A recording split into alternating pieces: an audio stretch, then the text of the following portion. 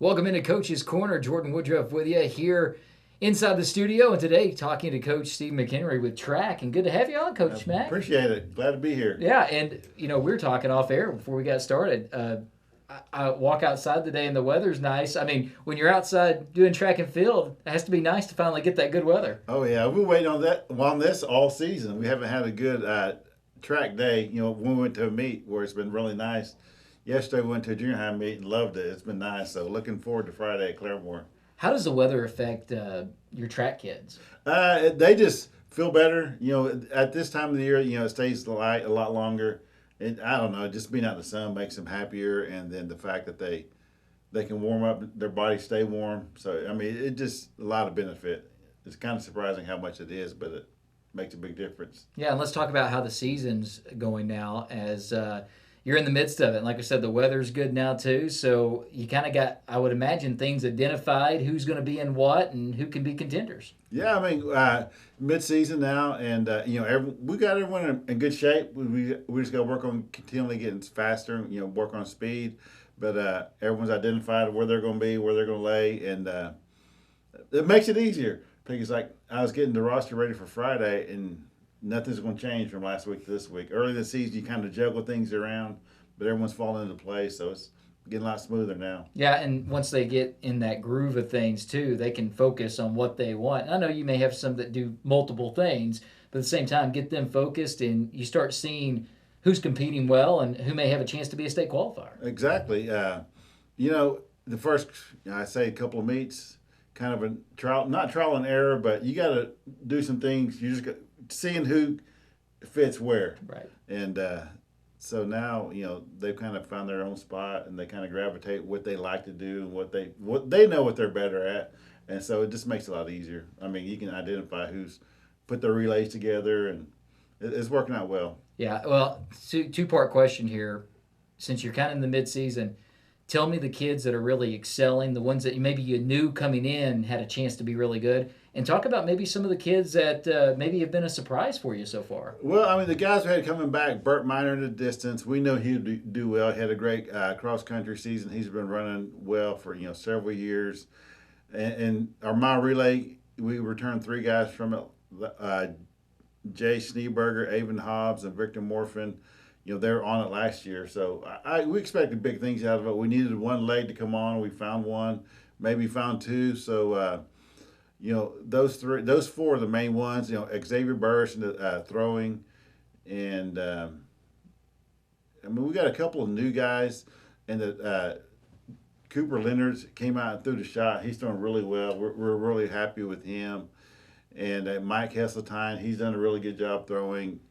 And as far as running, we got Xavier Parker, P.J. Garcia, and Gavin Cunningham. They haven't run in a couple of years, so it's been nice to have them guys out there. They've really helped our sprinters. Well, I was going to say, I saw Gavin's 40 time. It'd be nice to have him out there, right? Yeah. That's why he came out. He wanted to get faster and work on his craft, and it's really helped our relays, but he's also done well in the individual events too. Yeah, and talk about the importance, it's little things. Like, everybody knows kind of what they're doing, but at the same time, it's those little fundamental things that you're really working on to get them better, to get a little bit more distance out of that throw, a little quarter second off the start on that run. Talk about those little things that you really got to work on to get the most. Well, like as far as sprints, you got to work on a good start, and you've got to be able to come out of the blocks well and not have any wasted motion or movement. Your running form's got to be well. But, I mean, if you think about, like, say, a 100-meter dash, there's no time. I mean, there's not very much time in a race to get that's where you make your difference. Right. And the fundamentals. And it's the same way with the shot and disc. You want to get a couple more inches out of your throw, you've got to really have good technique and fundamentals. So, you get to a point where that's what makes a difference between, if you couple inches in the shot and disc, that's the difference between going to state, not going to state, being a middle placer in that area, or not even scoring a team point. So, it's all important. Yeah, and one thing we now have is the conference we didn't have years ago. Right. And I would imagine that's helped because even though it's not like the conference one-on-one type setup, you still, some of those schools trying to come up here for meets, you're trying to go there, you'll have a conference kind of championship type thing. So the conference has really helped track and field too, hasn't it? I think so. My opinion, it has. I mean, I hope everyone feels the same way. But we've been going to Putnam City for several years, and but now that we're in the conference, the relationship between the coaches, kind of changed. Kind of like, almost like, say, a little more respect because they know who you are. And like last year, we called Choctaw, wanted to get in there and they said, absolutely, you're a conference, member. You're always welcome here. We had Midwest City come to our meet last week. I don't think they've ever come to our regular meet, but they came. We're gonna go there next Saturday. So you build a relationship. So I don't want to know about rivalries, but as far as a good connection between schools, it helps. Well, not only that, the kids kind of know each other because there was kids on the basketball court, the football field, and they go against each other out there. Now they do it in track and field. Right. I mean, I know some guys talking. We had a big deal at our meet. I don't know what they were doing, but they're all gathered up in this Ponca City, Midwest City. And we had to run them off the field last week, but they're out there having fun. But yeah, I mean, they're familiar with each other and they see each other in basketball, like you said, and track. So it makes it more fun. Yeah, and a lot of times track and field, and I know it's your head boys, and you look at all that, but when you look at track and field coaches, a lot of times you guys coach other things too. You're doing stuff with others. It's not like just a head football coach, which is focusing on operations of football only. So there's a lot of you that will get done with that and you head right into football. After you're done with football, head right into this. So talk a little bit about the transition it is sometimes for you coaches to go from one sport to the other so quickly. Oh, it's pretty tiring.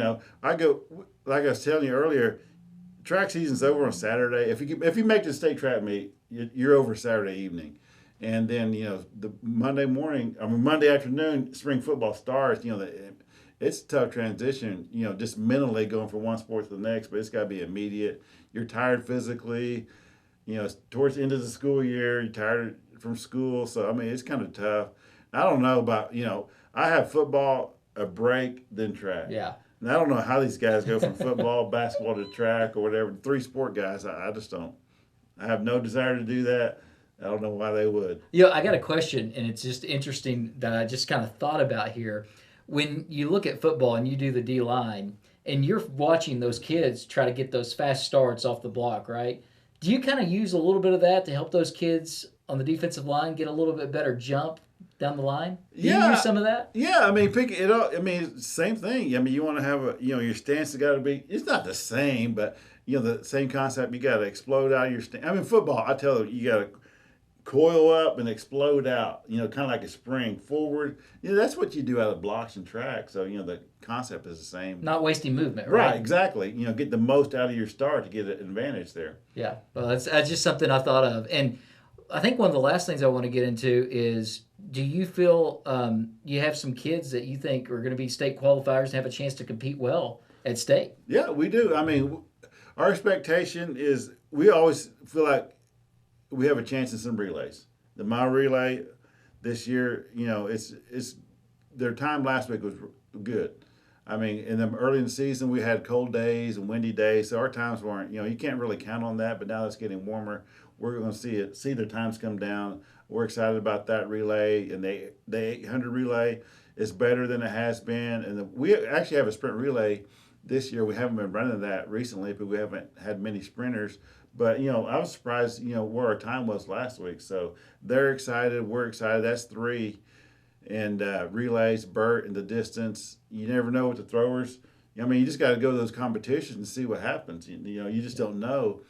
And the only thing is kind of disappointing is we don't have many distance kids this year, so we don't even have a 2-mile relay, which we've always done fairly well in that event. So, but it's one of those years you can't have it every year, I guess. You've been at it long enough, you probably know that every year is different, right? As far as, and you're just trying to put the kids. I mean, there's a lot of events. Got to put the kids where they're best suited. Yeah, I mean that's what we have. We have more sprinters this year, and this is the first time that's happened in I can't remember when, recent memory.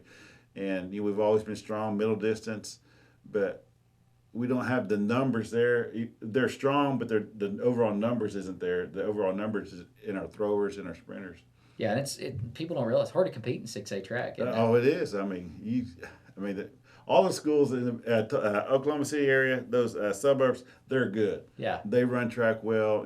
Tulsa area, same. Bixby, Jinx, Union, BA, all Owasso, and I mean it's tough.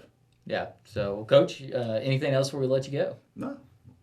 All right. Well, get out there and have a fun time with good weather this Yes, week. yes. I'm looking forward to it. So that's the thing. We've talked about it before. Those outside sports in the spring, you always get going around late February a lot of times and into March, and you never know what you're going to get with March. Windy and cold. We got a lot of that this year, and it's kind of been like that early April. But now the weather looks good, and I know all those spring sports are very, very happy. So. That'll do it, Coach. Appreciate your time, and we'll catch you again later. Thanks for having me. Coach Steve McHenry, and that'll do it for today's Coach's Corner. Jordan Woodruff saying so long. Until next time, go Cats.